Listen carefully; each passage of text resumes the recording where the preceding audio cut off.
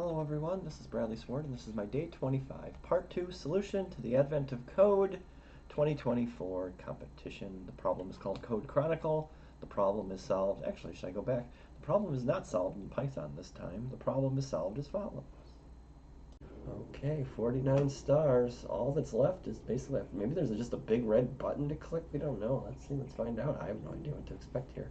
So part 1 was about locks and keys and all sorts of tumblers and nonsense. But then you come down to day 2 and all the stuff and you nod and the historians quickly work to collect their notes into the final set of pages for the Chronicle. I will really, I'll read it later. I'll come back. I just want to click to deliver the Chronicle. I'm going to deliver the Chronicle now. Oh my God! All 50 stars. Santa's already in the sleigh. He's doing all sorts of stuff. I would like to see more things like this in the future, so absolutely. So there you have it. And I guess Merry Christmas, Happy Holidays, everybody. In time for the Ides of January. Take it easy, everybody.